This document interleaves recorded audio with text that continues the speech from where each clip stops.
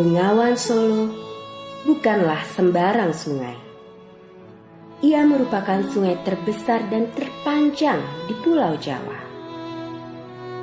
Dengan panjang sekitar 600 km, melalui 2.200 anak sungainya, ia membelah wilayah Jawa Tengah dan Jawa Timur.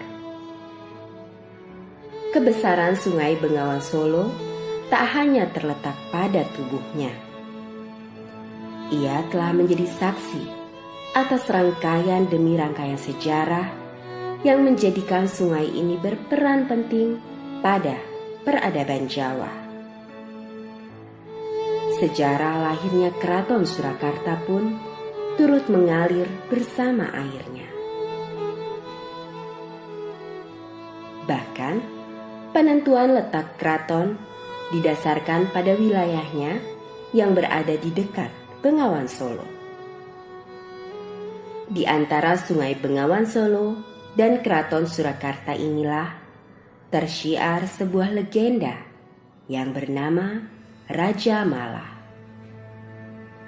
Raja Mala merupakan sebuah perahu yang dibuat ketika Pakubuwana IV bertahta.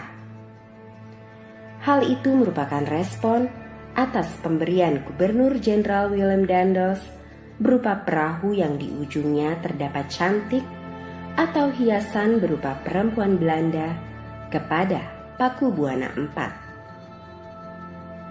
Situs Museum Radia Pustaka di Surakarta menyebutkan perahu Raja Mala digunakan oleh Sunan Pakubuwana IV, Sunan Pakubuwana V, dan Sunan Pakubuwana VII untuk melamar putri-putri dari Madura. Akan tetapi, kisah ini diragukan oleh seorang sejarawan Universitas Negeri 11 Maret, Profesor Warto. Saya dengar putri itu tidak punya putra. Kemudian karena alasan itu dipulangkanlah ke Madura. Karena itu bapaknya membuat itu kan untuk menghormati, bukan untuk apa, ini untuk menghormati seorang istri yang sangat disayangi sebenarnya, sehingga anaknya ini nggak rela kalau dikembalikan. Sebagai bentuk penghormatan dibuatlah itu cadik.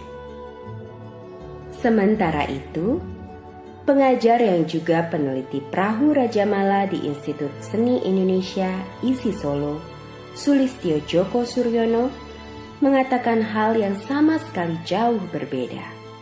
Kalau melihat dari manuskrip ini adalah kapal militer.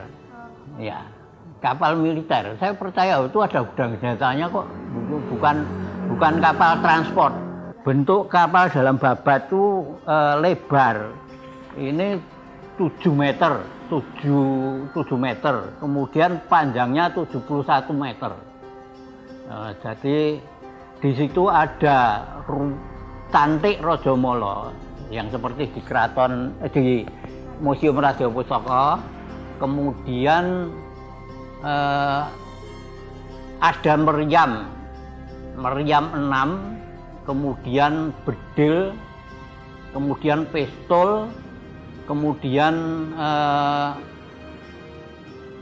tempat pentas gamelan, kemudian pengikut raja dan residen.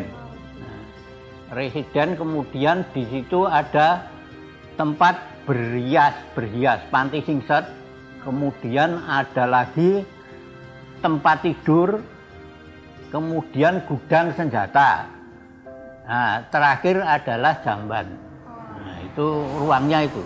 Di masanya, perahu Raja Mala ini disimpan di tempat peristirahatan Sunan yang dikenal dengan nama Pesanggrahan Langen Harjo. Saat ini, kepala atau cantik Raja Mala yang asli dari perahu tersebut ada di Museum Radia Pustaka.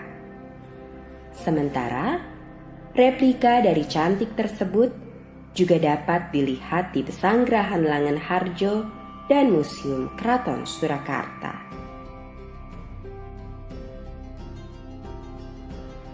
Namun, ada pendapat yang menyatakan bahwa cantik di Museum Keraton Surakarta ini bukan merupakan replika, melainkan cantik asli dari Raja Mala yang dibuat di masa Pakubuwono VII. Dan ada juga pendapat yang mengatakan cantik tersebut tidak hanya terdapat di haluan perahu, tetapi juga buritan. Pada tahun 2014, replika seluruh perahu Raja Mala ini dibuat oleh Djoko Sulistyo dan hingga kini dipamerkan di Museum Radia Pustaka. Sungai tempat Raja Mala bersauh ini juga terkenal sebagai jalur perdagangan nan ramai. Bahkan jauh sebelum masa Surakarta, sudah ada 44 dermaga di sepanjang Bengawan Solo.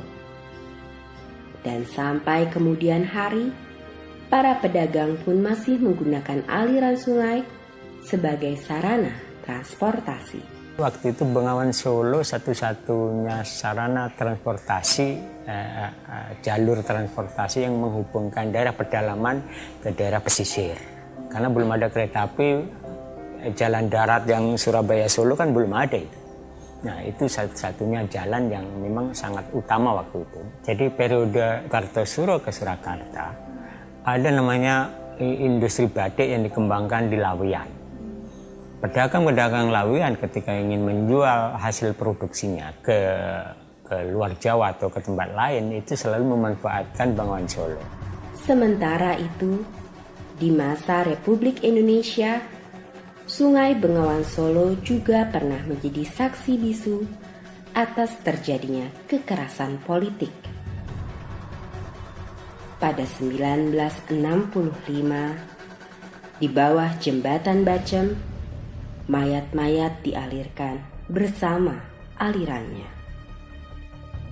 Begitu banyak kisah yang menyatu dengan aliran Sungai Bengawan Solo. Hanya saja, ramai masyarakat yang tidak mengetahuinya.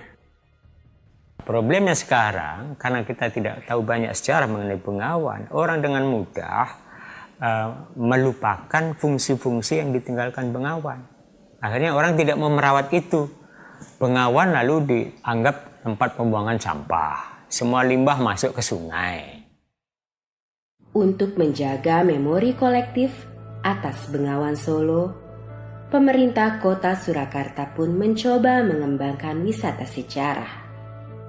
Kami kemarin juga mendorong masyarakat Solo untuk menyiapkan satu buah perahu yang bisa dimanfaatkan wisatawan.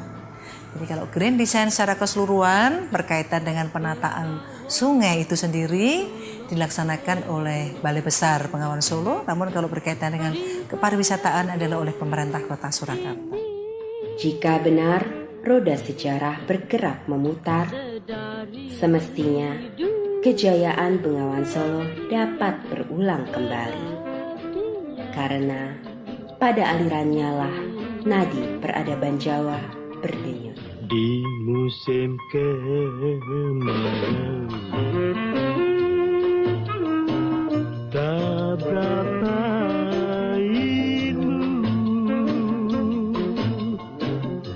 di musim hujan air meluap sampai jauh.